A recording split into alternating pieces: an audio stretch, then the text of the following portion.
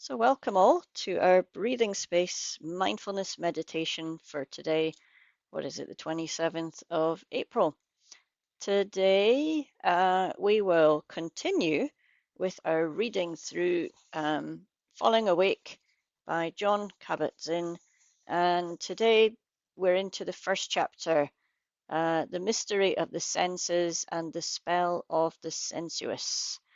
And really an introduction which reminds us in quite a few words that the senses are the interface between us and the world that we're in.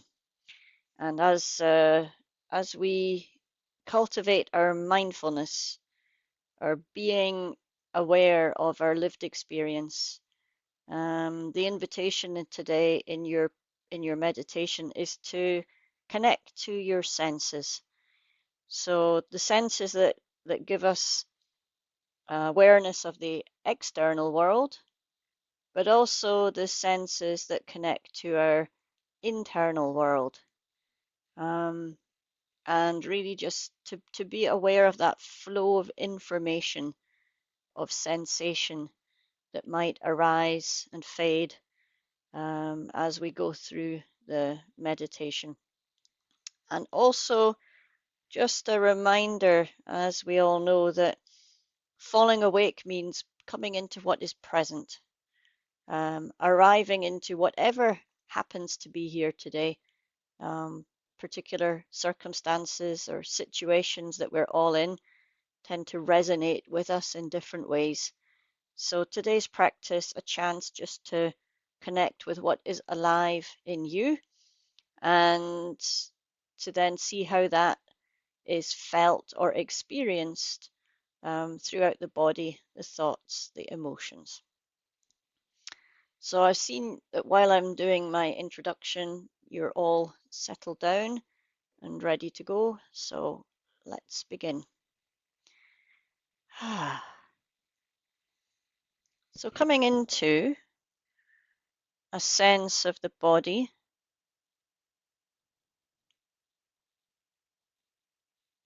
awareness of the posture,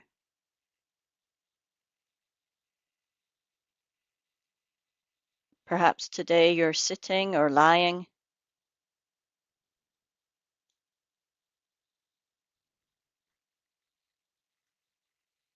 Just feeling into the body,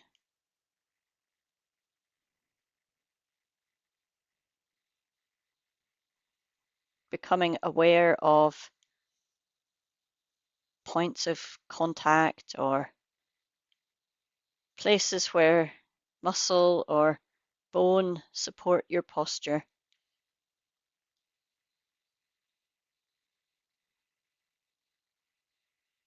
And places where the body is held, supported, received by mat or chair or floor.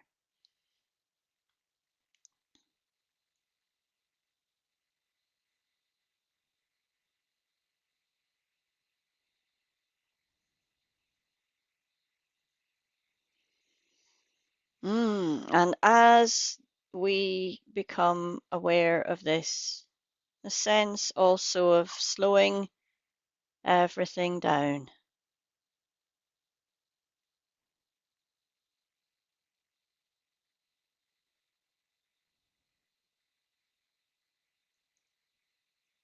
And if we can, inviting that doing part of the brain to just sit down for a while. Nothing to do, nowhere else to be. Opening a space for just awareness and connecting with what is here right now.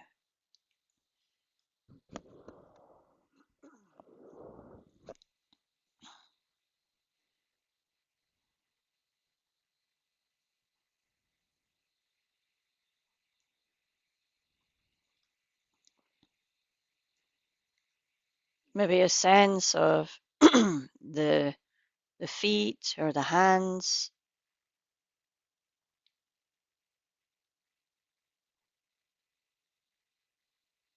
a sense of the back or legs.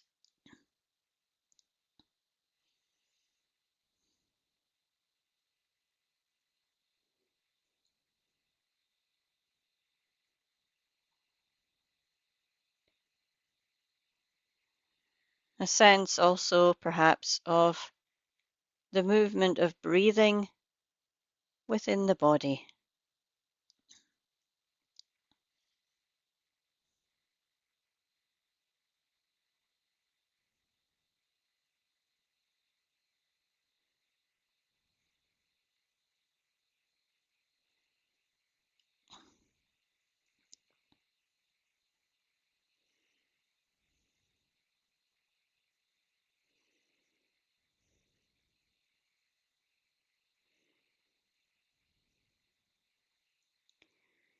And as much as possible, letting go of the words,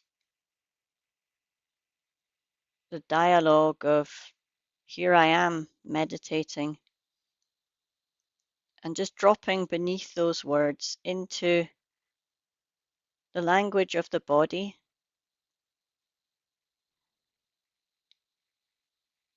internal awareness of movement of breathing felt in the belly or the chest,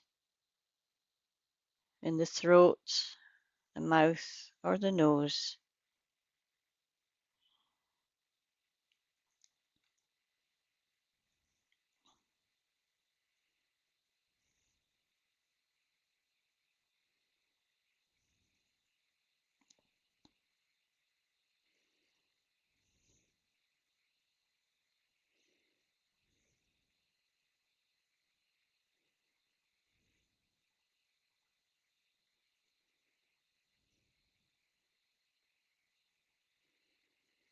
Also allowing my words to drop into your practice, just as sounds arriving into the ears.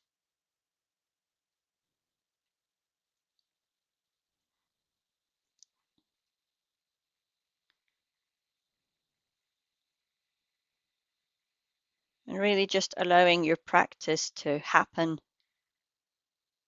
in that space beneath words.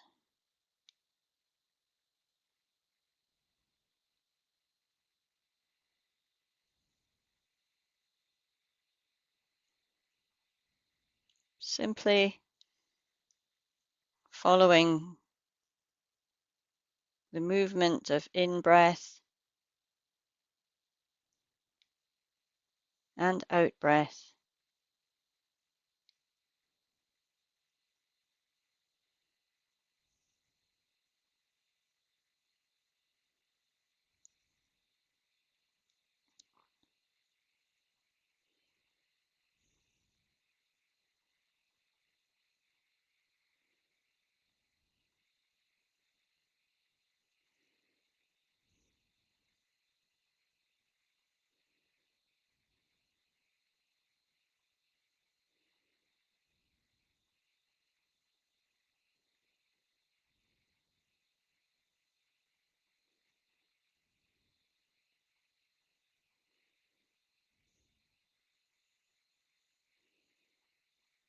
As we follow the breathing, just arriving into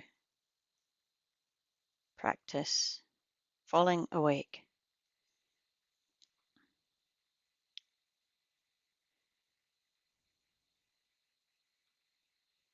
If there's any other sounds in the world around you, if we can, just allow them to come and go in their own way,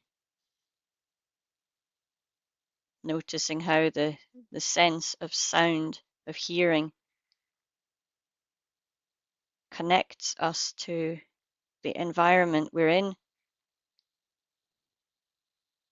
and noticing what happens as sound arrives through the ears. That moment where hearing of physical sound changes into thinking or evaluating or an impulse to do something,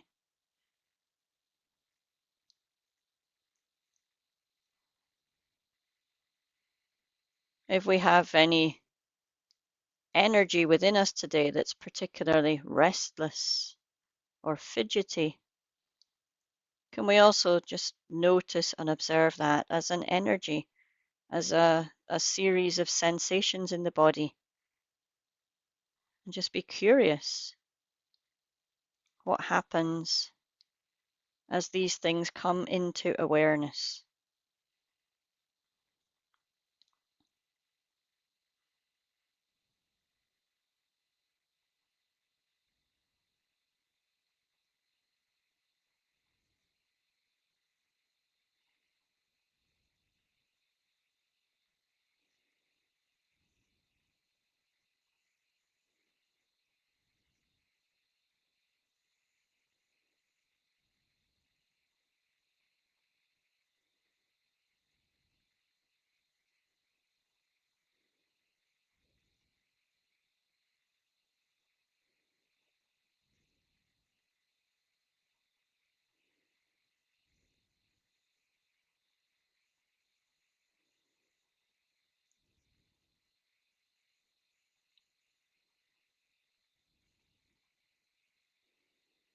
And if we're noticing any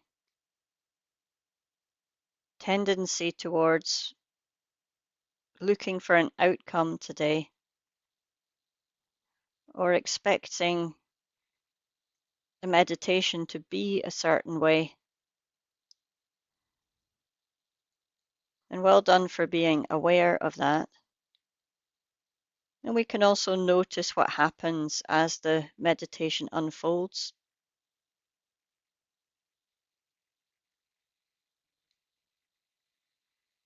Maybe allow ourselves to be surprised as we begin to open up to what's here right now.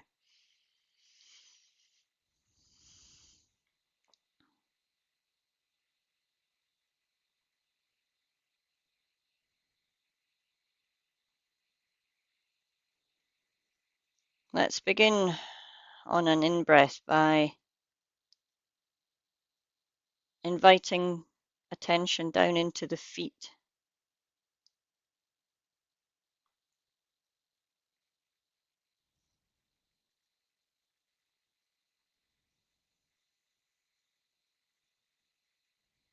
We just rest our awareness in the feet.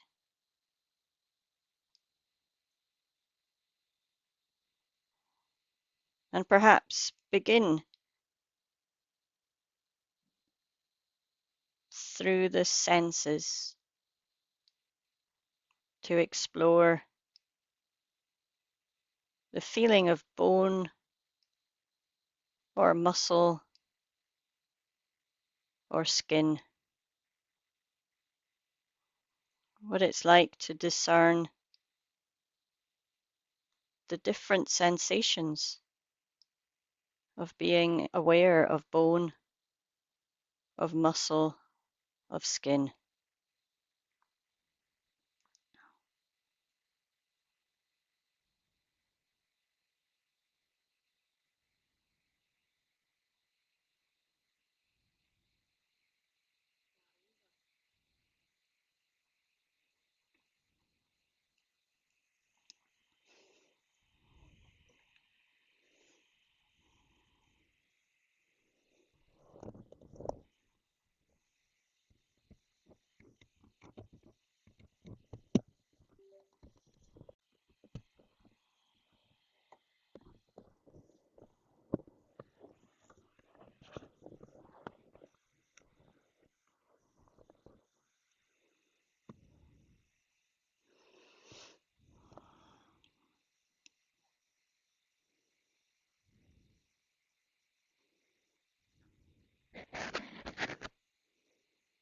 Within the feet, We might also be aware of temperature.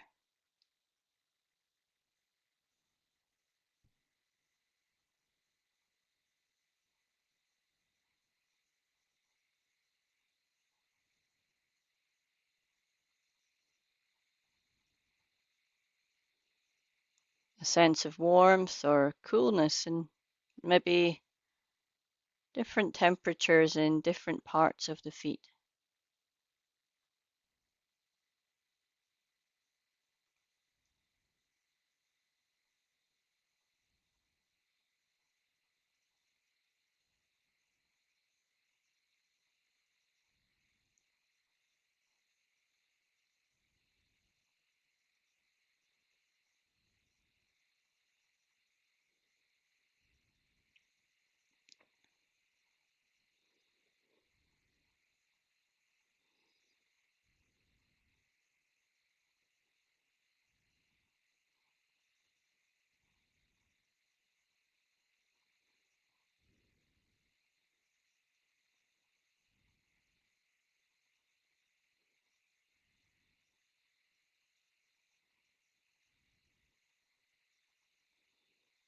Perhaps we find tingling or buzzing or pulsing.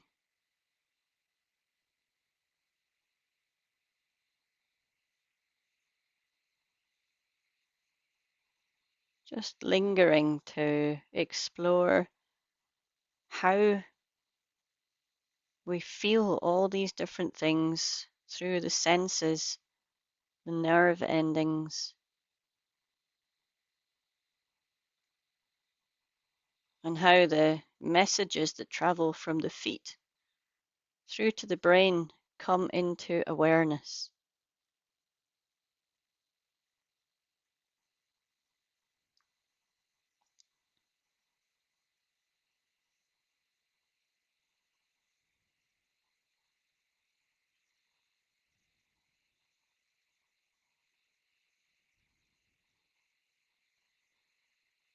Perhaps the tingling or the sensations have a particular intensity.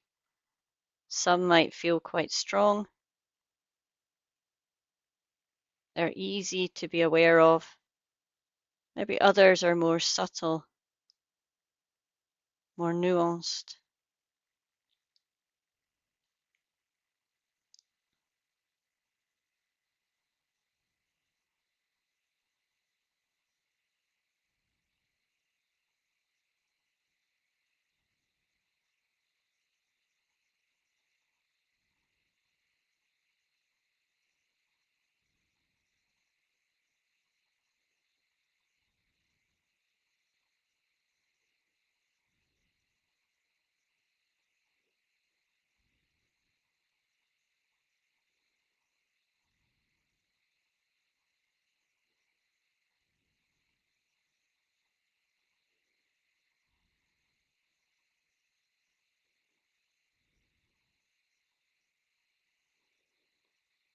And on another level, we might be aware of what happens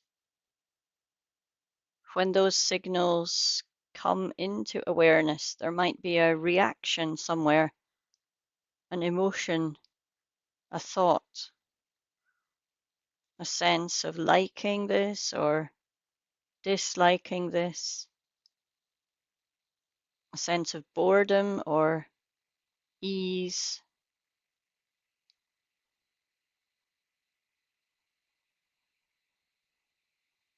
And if possible, just observe those as well with curiosity, acceptance, just being curious what happens while I rest my attention in the feet.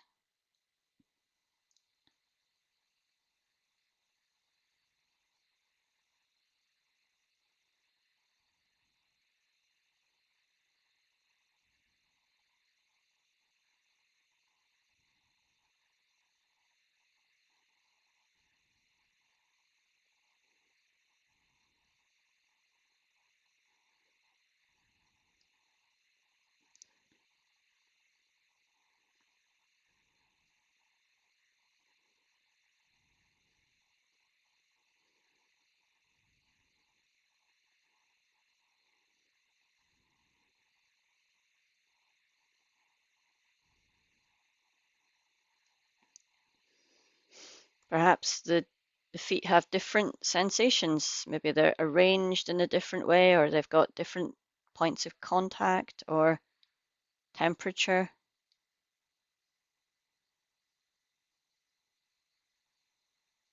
We can be aware of this too.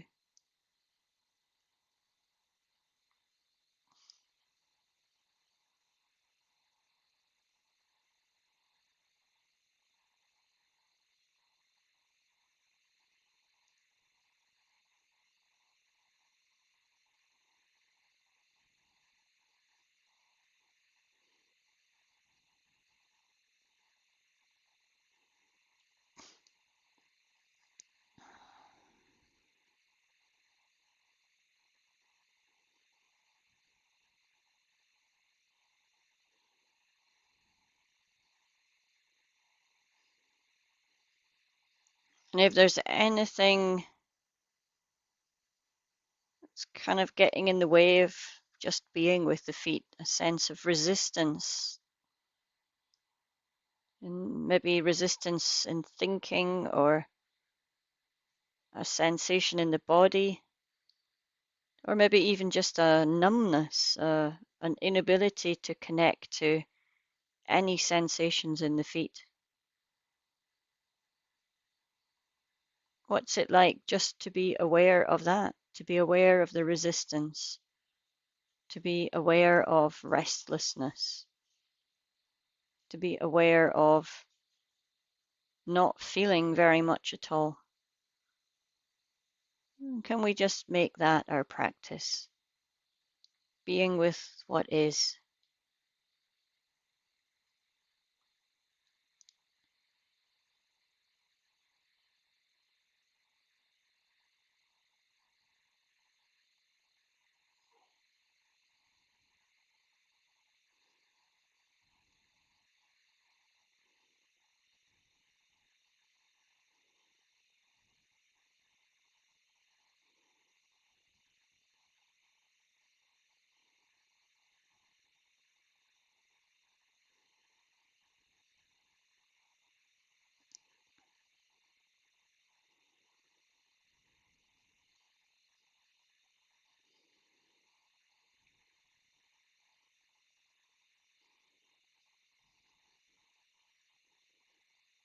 So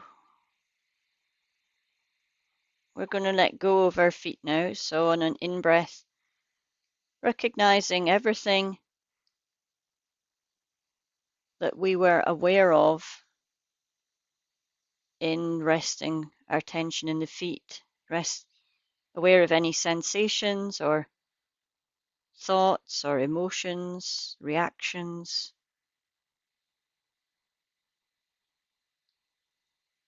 We can breathe in and just recognize all of that. And on an out breath, we can let them all go. We can unhook our focus. Just come back to resting in body and breath. The movement of in and out of breathing.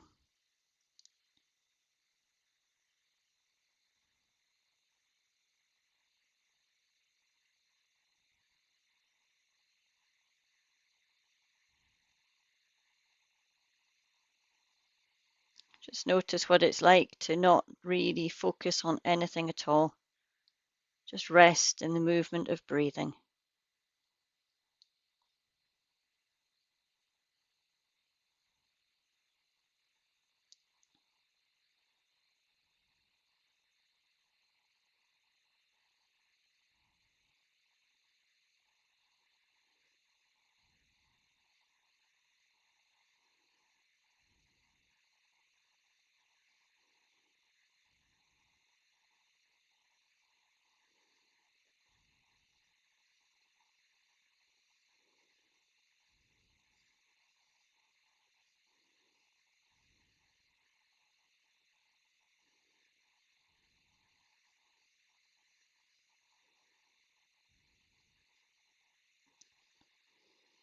Then on an in-breath, we can come into the legs.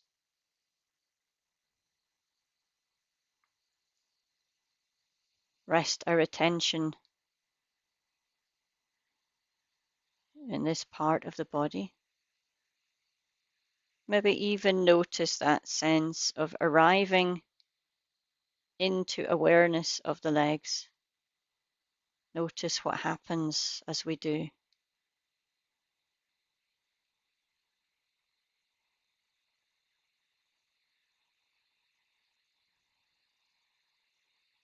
And again, we could just begin by mapping the physical landscape of sensations.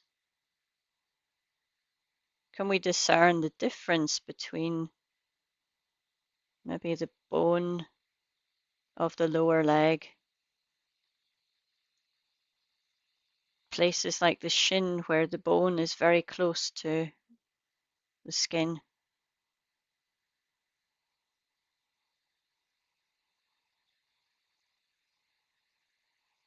and other parts like the calf muscle that are more fleshy, muscly.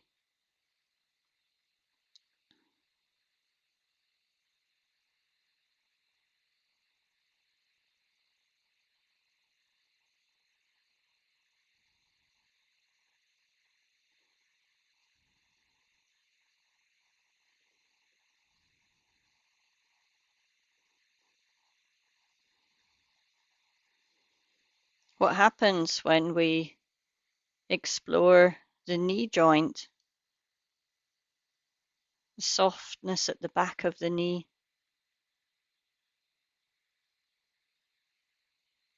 and the bones and the joints at the front of the knee?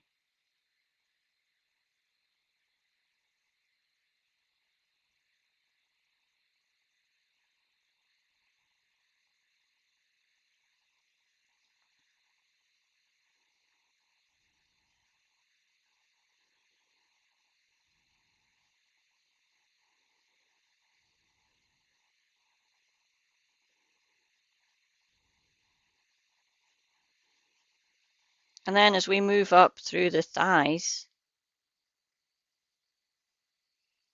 by tuning into the information coming from all the nerves in the leg, the sense of blood flow and everything, we get a sense of the size of the thighs in comparison to maybe the ankles or the calves,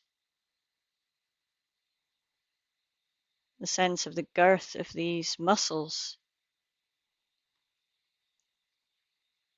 as we come up towards the top of the leg.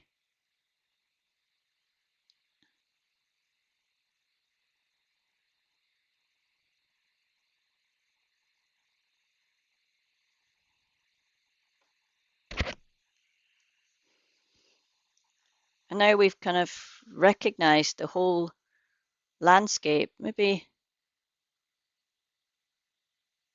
dropping attention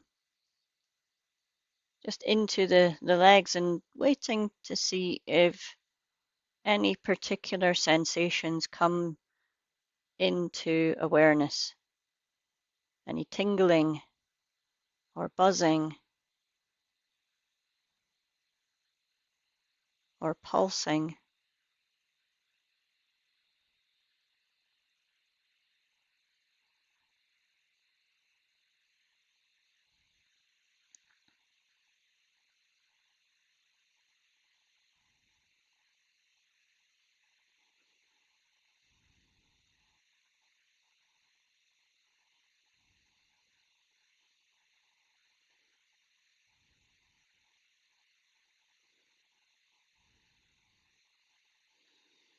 If we're sitting or lying, maybe points of contact with floor or chair or mat.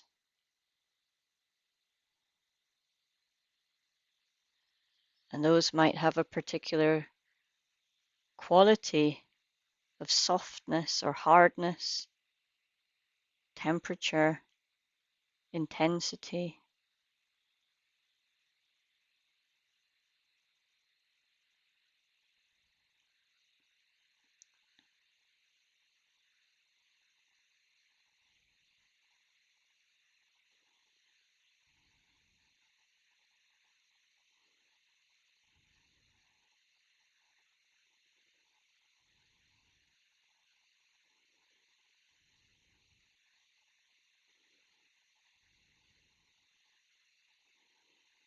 As we rest here with the legs within the bones or the muscles or the skin, perhaps we find tension or relaxation.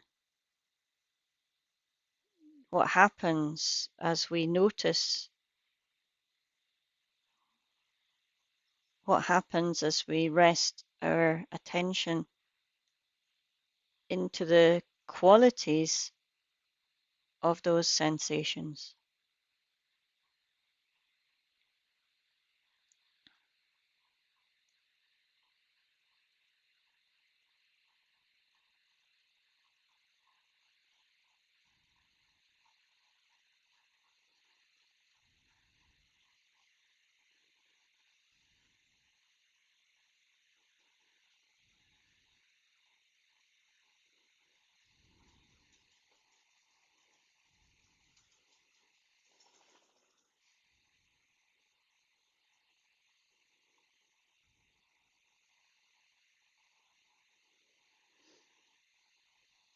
And again, as that comes into the mind, what are just pure sensations? Just a an activation of nerve endings, of pressure sensors, temperature sensors, all those impulses that come through the nerves up to the brain. This awareness that as they come into awareness, there's some reaction, a thought, an impulse, a like or a dislike, a judgment perhaps, or maybe a memory, a story. This amazing connection of body and mind.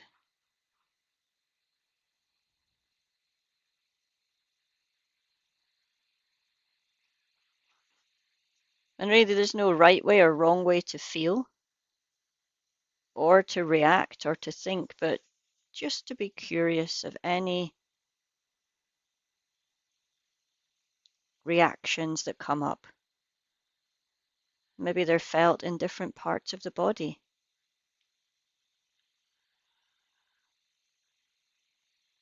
Maybe they're familiar or unfamiliar.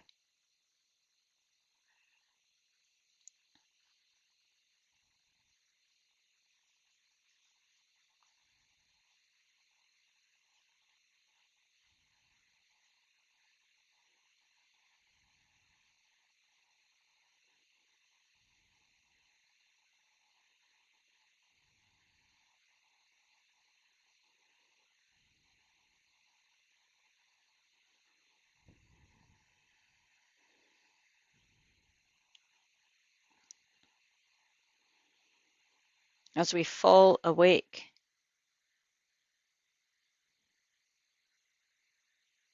into the world of senses and sensory awareness, and then coming into awareness of thought and reaction and feeling.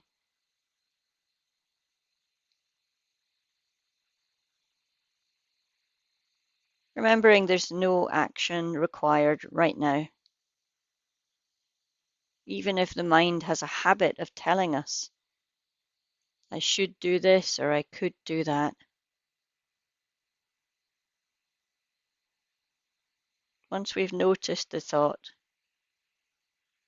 recognize that impulse of thinking, we can let it go. Come back to anchor or leg.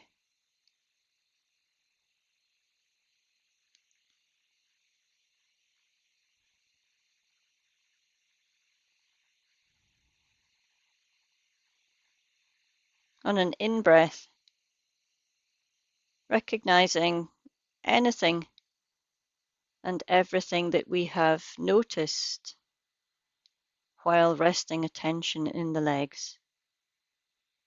Physical sensations, emotions, thoughts, resistance, restlessness, whatever has happened. Just recognizing it all. On an out breath, we can let that all go and come back to breathing, doing nothing, just floating on the in and the out of the breathing.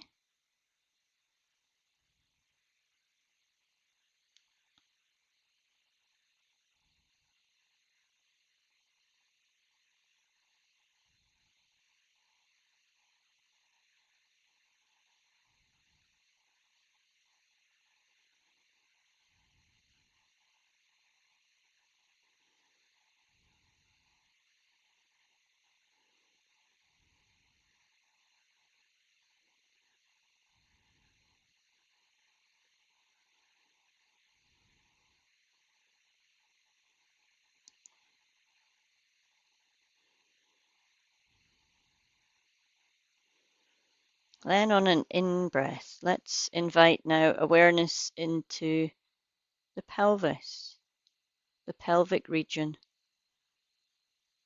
Awareness of those solid bones,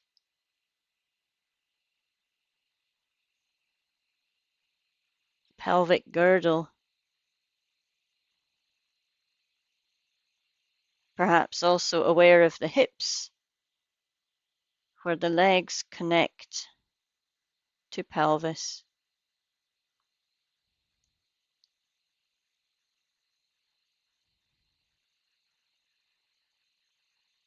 and of the lower back, how the spine comes in through the sacroiliac, that fits nicely into the pelvis.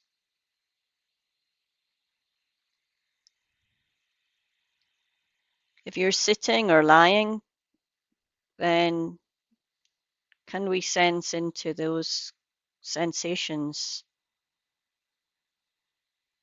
of the weight of the body being received by the chair or the mat or the bed? Just noticing all the different intensities and patterns of pressure within the body.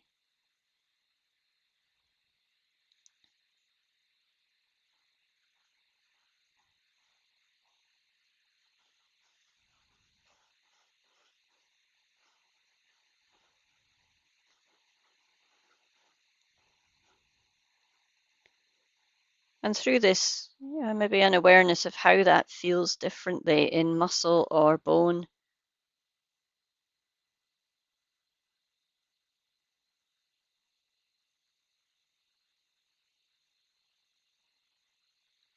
Can we explore the difference in sensations of pressure into muscle or pressure into bone?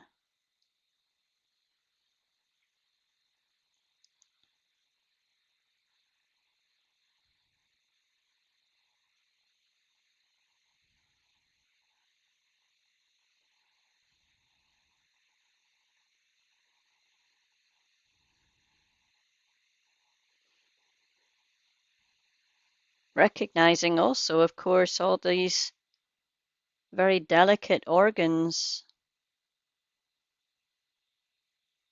that are in the pelvic region, a region that is very much an interface between the internal and the external.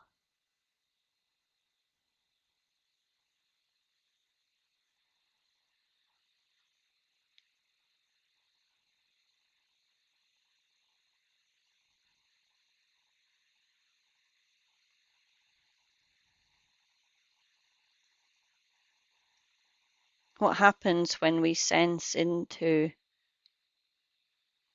all the different parts of the pelvic region?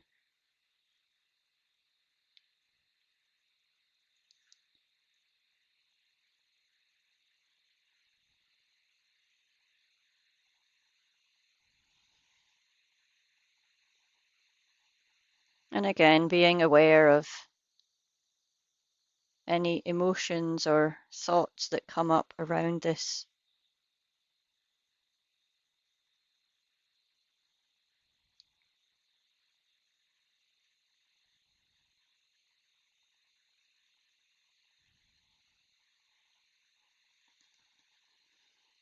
We can then expand awareness up through the back, through the spine.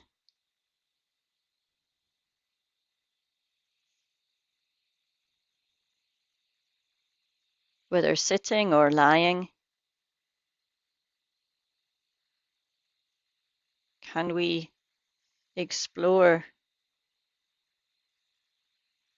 the sensations of the spine, supporting the weight if we're sitting, or connecting to mat or bed if we're lying.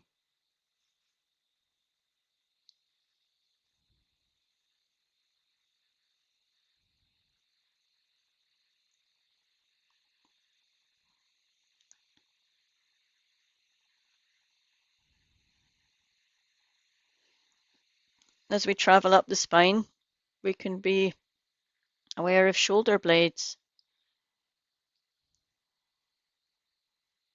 of connection to shoulders and neck.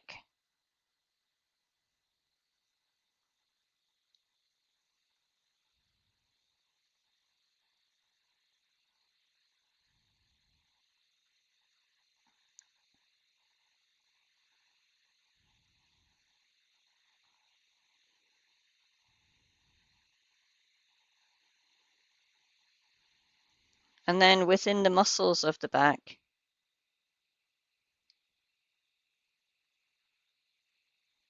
what happens as we explore those?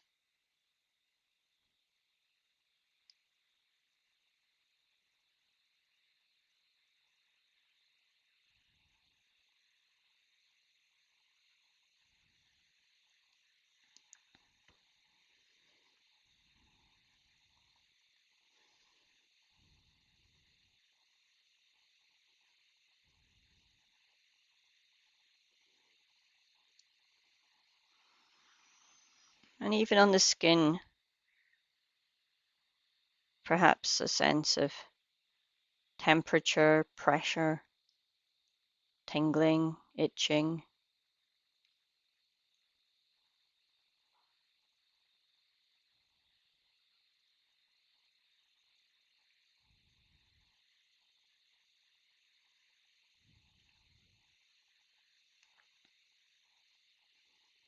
As we connect to all these sensations, which are simply just sensations within the body, this constant awareness that the body has of everything that's going on within it, and to a certain extent the outside world as well. And we're just tuning in to observe this flow of information. But as thinking and feeling beings, often as we observe, we notice thinking coming up, a like or a dislike, a reaction, an impulse, an emotion. So can we recognize those as well?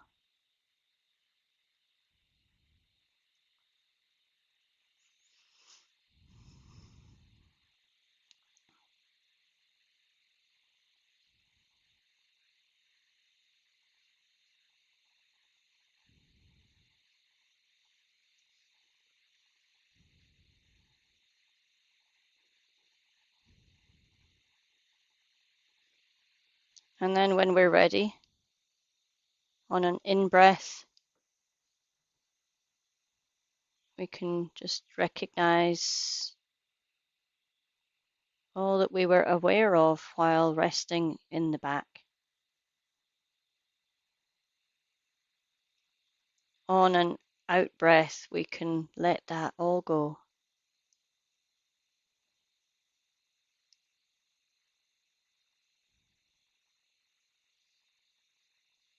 Just rest in the breathing.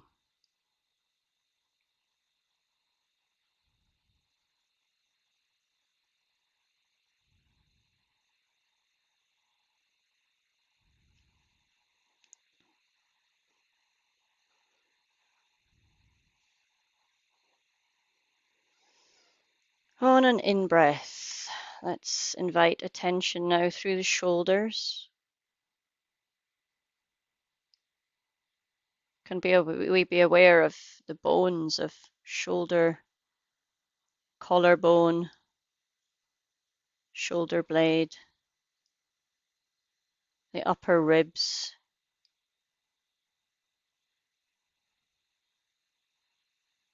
and around those the muscles that connect to neck and back,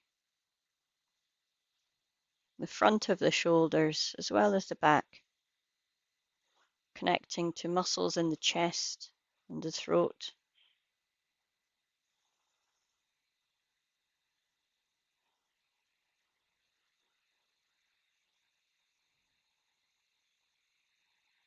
The skin of the shoulders, perhaps touching clothing or blanket or bed or mat.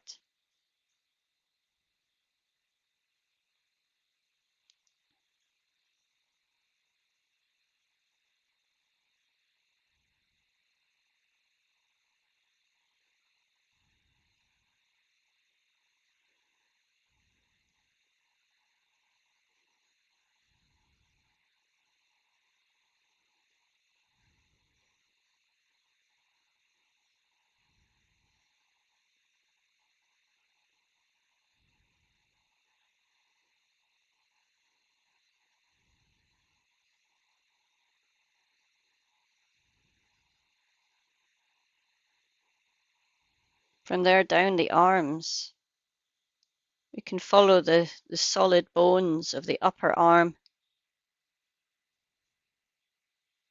the joints of the elbow, the bones of the forearm,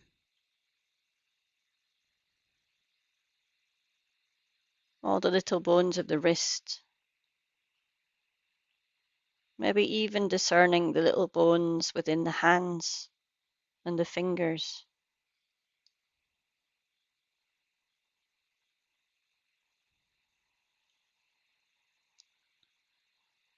And around those bones, the muscles of biceps and triceps, all the little muscles and tendons in the arms that move wrist and hand,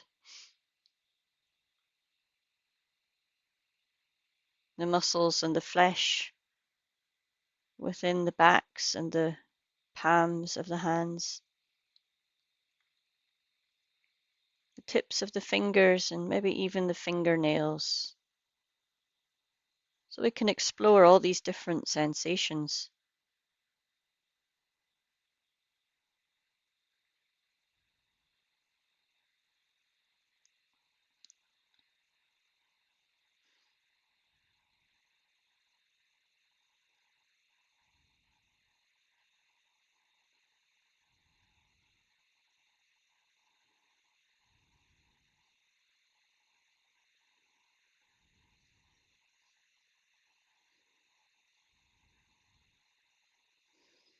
Whatever the intensity of these sensations, that's all they are. They're simply a sensation that is alive in the arms at this moment.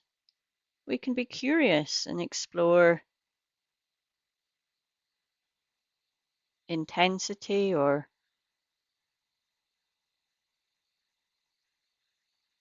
whether these are localized or generalized.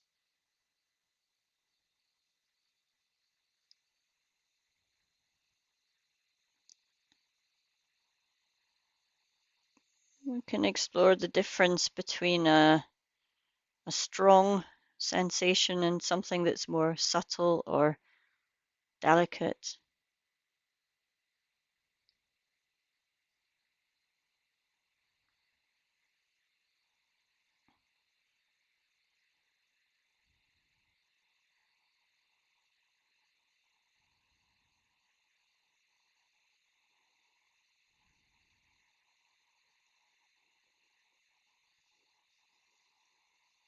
If you feel a sensation somewhere, can we notice if it's on the surface or whether it's inside the arm.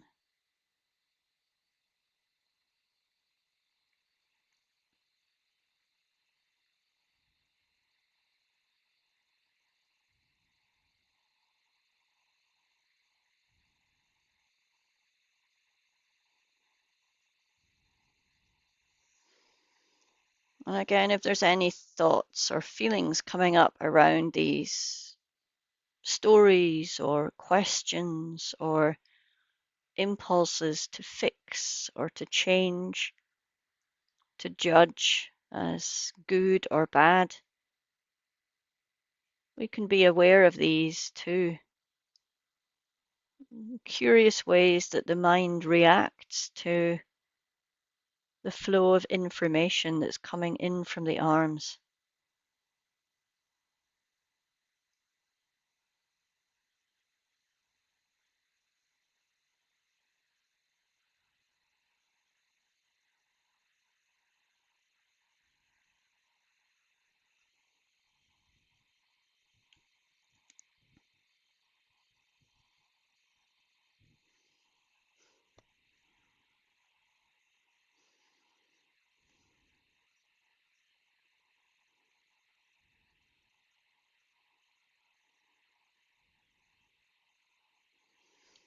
So let's try an in-breath to recognize everything we noticed in the arms, everything we noticed in the thoughts or feelings about the arms. On an out-breath, we can let that all go. Come back to breathing.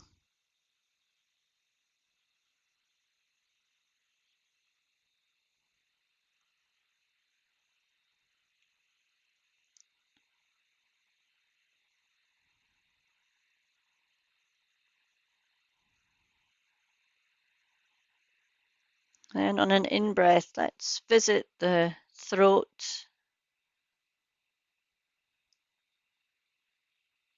and from there down to the back of the neck. Thick bone coming up through the spine into the base of the skull. Some parts of the throat that feel very solid and others that feel very delicate.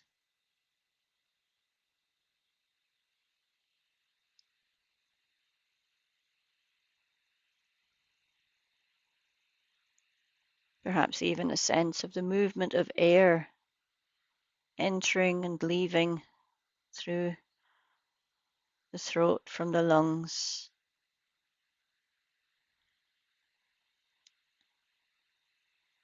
Maybe a sense of the pulse.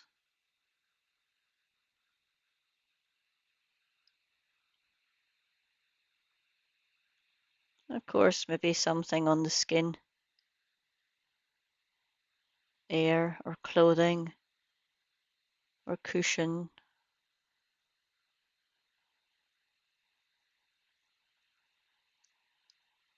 From here coming up through the jaw, the bone of the jaw, the muscles that connect the jaw to face and cheeks.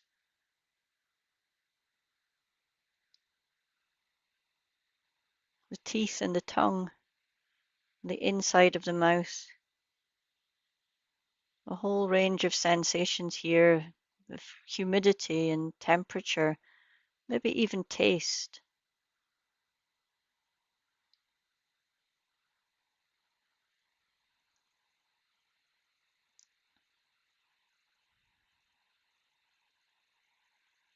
As we come up through the lips, very subtle touch of lip on lip.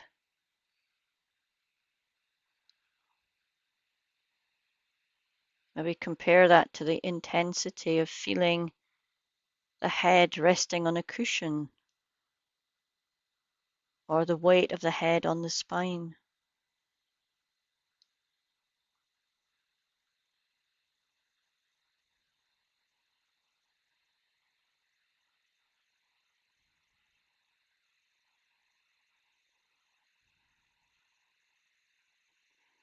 Maybe we could look for other subtle sensations on face, like the air on cheeks, or the temperature within,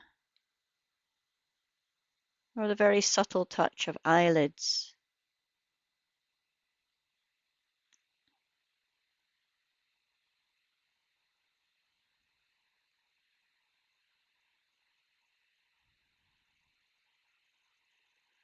And that sense of the cavity of the skull and all the brains,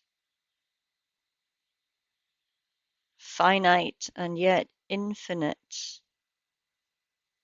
As we explore the sensations within, do we get a sense of the size of the head? Or do we get a sense of the infinite size of imagination and thought, and where the mind goes as we explore the physical sensations of just being aware of the head?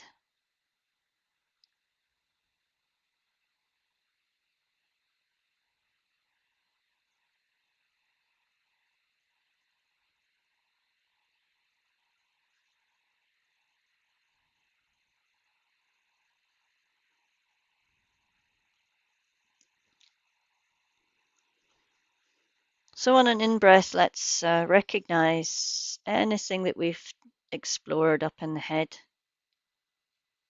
On an out-breath, we let that go.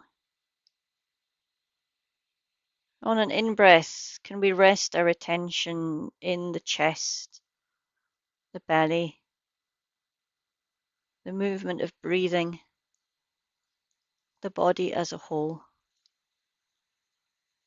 And just notice what it feels like to do nothing, simply to breathe and to be. And you can continue in that awareness as I read you a little bit from The Mystery of the Senses and the Spell of the Sensuous. And the chapter begins with a couple of quotes. Every object, well contemplated, opens a new organ of perception in us. This is a quote from Johann Wolfgang von Goethe, an 18th century German polymath. And the second is a quote from a Korean Zen master called Chinul. What is capable of seeing, hearing, moving, acting has to be your original mind. And Jon Kabat-Zinn writes, our senses and what they give rise to are, when well contemplated, mind-boggling in every respect. We tend to take them sorely for granted and underappreciate their scope and depth, if we appreciate them at all. Our senses undergird our capacity to recruit and develop an astonishing array of intelligences for decoding experience and situating ourselves in the phenomenological world. Being in touch with our senses, considerably more than 5, as modern neuroscience is showing, and the worlds they open us up to inwardly and outwardly, is the essence of mindfulness and meditative awareness. Attending to them provides a myriad of opportunities for realizing wakefulness, wisdom, and interconnectedness in our everyday lives. Under special circumstances, our senses can become extraordinarily refined. It is said that Aboriginal hunters in Australia, living in the outback, could see the larger moons of Jupiter with the naked eye, so keen was their hunting vision. When one sense is lost at birth or before the age of 2, it seems the other senses may take on qualities of acuity far beyond what we usually think possible. This has been shown in various studies, even with sighted people deprived of sight for relatively short periods of time, from days to hours. They show, in Oliver Sacks' words, a striking enhancement of tactile spatial sensitivity. By simply being in a room with people, Helen Keller could decipher, using her sense of smell, the work they're engaged in, the odors of the wood, iron, paint, and drugs cling to the garments of those who work in them. When a person passes quickly from one place to another, I get a scent impression of where he has been: the kitchen, the garden, or the sick room. The various isolated senses, and we tend to think of them as separate and non-intersecting functions, they all subtend different aspects of the world for us and facilitate the construction and knowing of the world from raw sensory impressions and our relationship to them. Each sense has its own unique constellation of properties, out of which we build not only our picture of the world out there, but out of which we build meaning and our moment-to-moment capacity to situate ourselves within it. We can learn a great deal about ourselves and what we take entirely for granted from the reported experience of those who do not have one or more of the sense capacities that most of us share, whether it was that way from birth or as a result of later loss. And we can ponder what the experience of such profound loss, at least it feels that way to us, would be, and gain insight from those who have found ways to live fully within such constraints.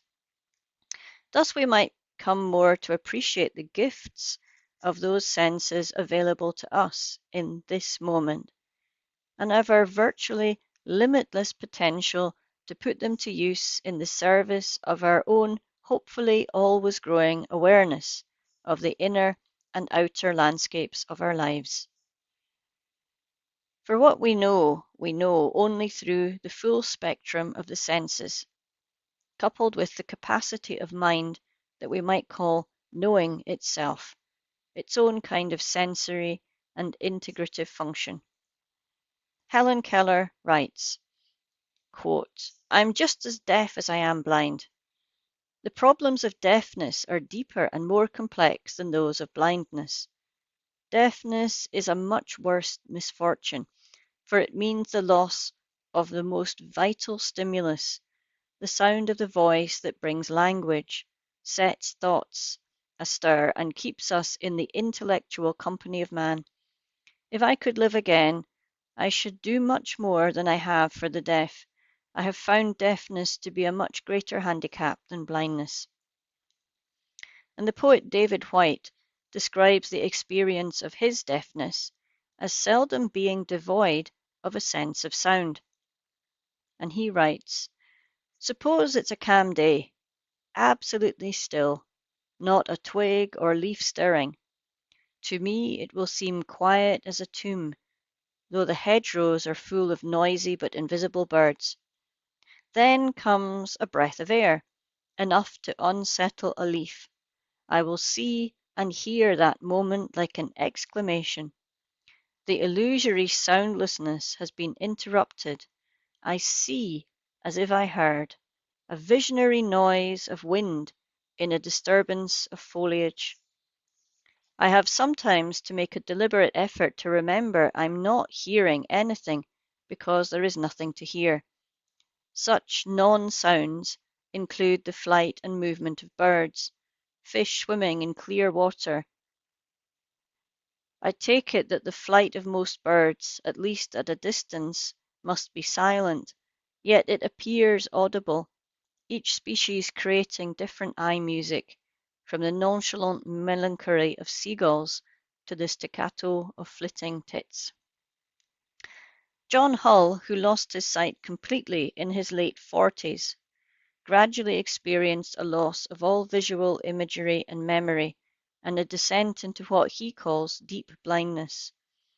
According to Sachs, writing about the senses in the New Yorker being a whole-body seer, Hull's term for categorizing his state of deep blindness, involved in shifting his attention, his center of gravity, to the other senses. And Sachs notes Hull writes again and again of how these have assumed a new richness and power. He speaks of how the sound of the rain, never before accorded much attention, can now delineate a whole landscape for him, for its sound on the garden path is different from its sound as it drums on the lawn or on the bushes of his garden or the fence dividing it from the road. Rain has a way of bringing out the contours of everything. It throws a colored blanket over the previously invisible things. Instead of an intermittent and fragmented world, the steadily falling rain creates continuity of acoustic experience, presents the fullness of an entire situation all at once, and gives a sense of perspective and relationship of one part of the world with another. Sachs' phrase, never before accorded much attention, is telling here. Necessity fosters and furthers such an according of attention in those who are missing one or more of the senses. But we do not have to experience the loss of our sight or hearing or any other senses to accord attention to it. It is the invitation of mindfulness to meet our sense impressions at the point of contact, and to know and linger in the knowing of these worlds in their fullness, rather than in their diminution through our ignoring or habitual dulling of the senses and the mind that encounters them and accords them and ourselves meaning. Just as we can learn and be astonished by the capabilities of those who have suffered the loss of one or more sense, so we can learn from purposefully according some attention to the natural world, which beckons to us and offers itself to us through all our senses simultaneously, a world in which our very senses were fashioned and honed, and in which we have been seamlessly embedded from the beginning. Although we tend not to notice it, we perceive across all our senses simultaneously in every and any moment. The senses overlap and blend together and cross-pollinate. This experience is called synesthesia. We are not fragmented at the level of our being. We never were. Our senses, blending together, shape our knowing of the world, and our participation in it from moment to moment. That we do not recognize this is merely a measure of our alienation from our own feeling body and from the natural world. David Abram, whose book The Spell of the Sensuous looks deep into the cross-currents of phenomenology and the natural world as it's sensed and known by all the creatures that inhabit it, including ourselves when we dwell in the wild, shares with us the rich dimensionality of the sensory matrix that gives birth to us and nurtured us for hundreds of thousands of years. And he says, the raven's loud guttural cry as it swerves overhead is not circumscribed within a strictly audible field. It echoes through the visible, immediately animating the visible landscape with the reckless style or mood proper to that jet-black shape. My various senses, diverging as they do from a single coherent body, coherently converge, as well in the perceived thing, just as the separate perspectives of my two eyes converge upon the raven and convene there into a single focus. My senses connect up with each other in the things I perceive, or rather each perceived thing gathers my senses together in a coherent way, and it is this that enables me to experience the thing itself as a center of forces, as another nexus of experience, as an other. Hence, just as we have described perception as a dynamic participation between my body and things, so we now discern, within the act of perception, a participation between the various sensory systems of the body itself. Indeed, these events are not separable, for the intertwining of my body with the things it perceives is effected only through the interweaving of my senses and vice versa. The relative divergence of my bodily senses, eyes in the front of the head, ears towards the back, and their curious bifurcation, not one but two eyes, one ear on each side, two nostrils, indicates that this body is a form destined to the world. It ensures that my body is a sort of open circuit that completes itself only in things, in others, in the encompassing world.